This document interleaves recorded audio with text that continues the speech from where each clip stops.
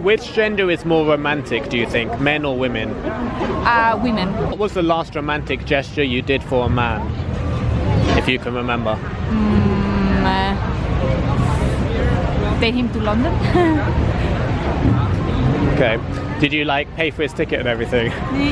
No, I mean not. Oh, you just invited? Yeah, inviting him to stay with me. For me, the Harvey Weinstein story quickly became boring because there was really no ethical quandaries to be explored. It was too open and shut of a case. He was obviously a monster. He was forcing himself on women.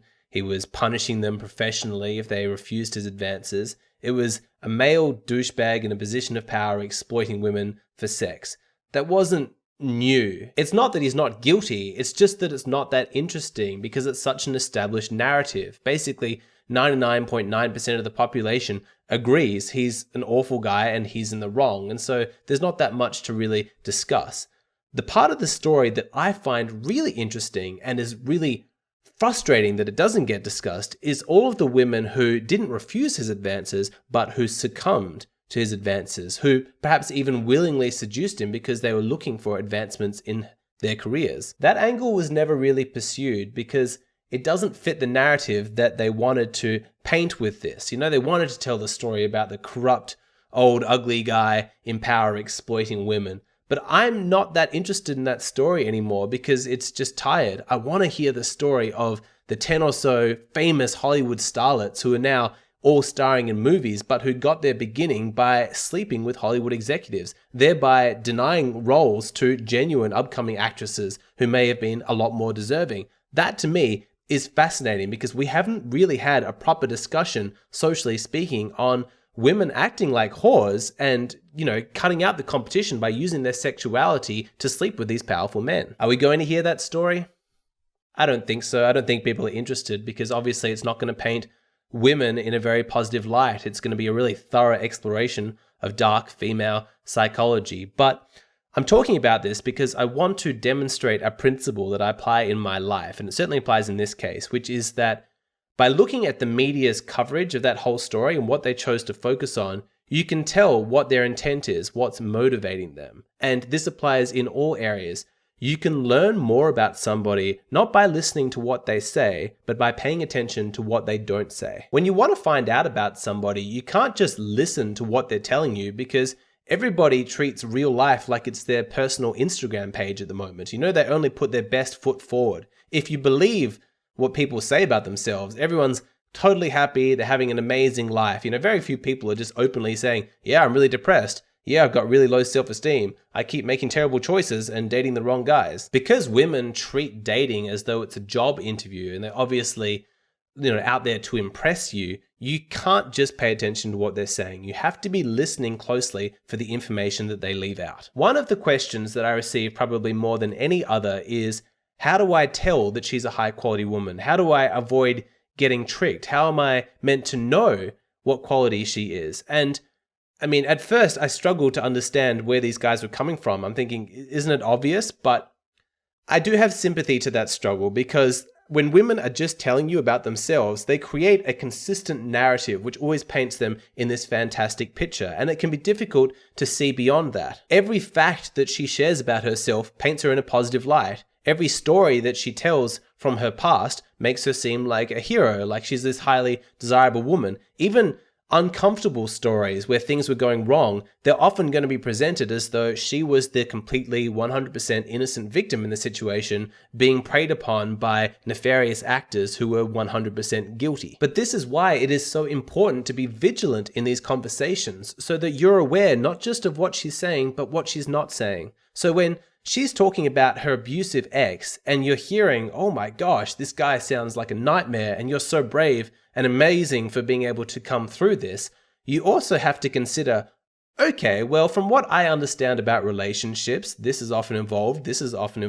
and so you can sit back a little bit and reserve judgment and wait to see whether or not she's going to be completely clean with all of the facts, because you can basically guarantee that if a woman discloses everything about her past relationship to you, it's not going to be everything. It's going to be everything that she deems is relevant for you to know. I guarantee if you go and speak to the ex-boyfriend, you're probably going to find out a whole bunch of stuff that you think is relevant. It's all very well and good to hear the stories about how he neglected her or how he abused her, but what you want to be waiting for are the more juicy, meaty bits of information which really give a clue into how she was in that whole dynamic. Why did she choose him in the first place? Why did she stay with him? If he truly was really horrible, why did none of her friends or family step in when they saw what was going on? Was she ever abusive back to him? Does some of the fault lie with her? Were sometimes his actions ever in reaction to things that she was doing? A high quality woman knows that these are all going to be legitimate questions that any reasonable, rational person is going to ask. And so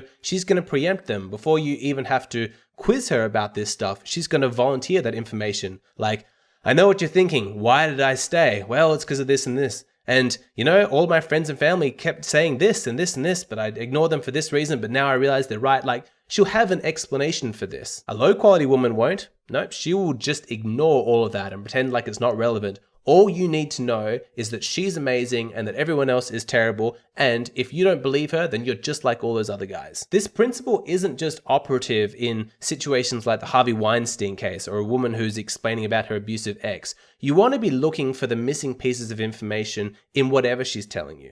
So what's a more benign example? Like, let's say she's 30 and she's still single. You know, that is an interesting predicament for a woman to be, finding herself in because her biological clock is ticking. She's getting older and older. She hasn't yet had children. She hasn't yet found her long-term partner. So that's curious.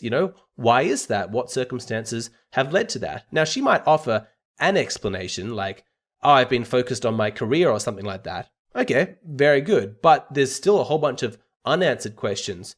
So have you been neglecting other areas of your life? Are relationships important to you? Do you want children in the future? Why is a career more important to you than finding like your husband and starting a family? As well as all of the regular conversations you have about somebody's romantic past. Like, okay, you're single now at 30, but were you dating in your early 20s? Were you having casual relationships? Have you had long-term relationships? How did those relationships end? Why did they end? The real trick to all of this, to make sure that you're not being tricked by a low-quality woman, is to know ahead of time what you're looking for, to have a clear picture of the partner that you desire. So she's up here. This is a high-quality woman. This is what you want in a partner. And every woman that you meet, she starts here, like just as blank information. But step by step, she fills in the gaps and you find out whether or not she's ever going to reach this threshold. It's almost like a checklist of criteria that she has to meet, these steps towards your affection. So does she have high self-esteem? Check. Does she have good relationships with her exes? Check. Does she respect masculinity? Does she want children? Check, check, check. How are you ever going to recognize a high quality woman unless you have some picture in your mind of what a high quality woman looks like? If you had never heard of an airplane before and you wanted me to describe it to you, I could pick up any old random object and say this is an airplane, and you would have no idea that I'm lying to you. But if you've seen an airplane before and you know exactly what to look for, when I try and pass this off as an airplane, you'll be like, yeah, I'm not falling for it. In the exact same way, if you know in your mind what a high quality woman looks like, if she comes along and just offers a few scant pieces of information about herself that paint her in a really positive light, and she doesn't address any of the really important stuff in your criteria checklist, then you know this is not a high quality woman. Anybody who listens to just one news source and thinks that they're getting an accurate picture of the world is a fool, because yes, they're presenting a consistent narrative and they claim to be giving you all the facts, but when you start to listen to other news sources, you realize just how much they're keeping other relevant facts from you, how they're twisting situations and twisting circumstances to suit their pre-established narrative. It's the exact same thing with women. You're going to be getting a selection of facts and being encouraged to interpret those facts in a very particular way that always paint her in a positive light. If you have no standards, you have no criteria, you just listen to this person talk on and on about how fantastic they are, you're going to fall for it. You're going to think, wow, this woman's fantastic. I mean, she herself says that she's fantastic. Who am I to disagree with that? But part of being a high quality man is knowing what you want, knowing what you're looking for, knowing what the characteristics of a high quality woman are. And so when you're trying to figure out whether or not a woman is high quality or not, you cannot just listen to what she says. You have to pay even more attention to what she's not saying. It is in the gaps In the bits of information that she does not mention, that you often find the most accurate clues as to who somebody is. Can you have a criminal record and still be a high-quality man? That is the topic of my latest video. I was recently contacted by a man who says that he was the victim of a false Me Too accusation at his work, and now he's worried that he's lost his high-quality man status. So in this video, I explain exactly to what degree your past actions dictate your present quality as a man. I talk about social perception and the opinion of others, and to what degree that dictates your quality. Naturally, I talk about Ayn Rand quite a lot. I also talk about the challenges that a woman is going to face in dating you, and how she should properly prepare herself and what you can do to help. I talk about how to move past accusations like this, and how criminal backgrounds can be turned into a strength that women will be attracted to. Lastly, I talk about how to live so that having a criminal background doesn't impact your dating life. If you have a criminal record or have been falsely accused as part of the Me Too movement and you're worried about how that's going to affect your dating life, you need to watch this video. Right now, for every video that I post on YouTube, I post an additional bonus video on my Patreon page. That means that at the moment, you're only seeing half of the total content that I create. If you'd like access to the other half, then please go and sign up at my Patreon. It's just a $5 a month subscription and you get instant access to a whole bunch of exclusive content. It's a fantastic way to support the channel and I would love to see you over there.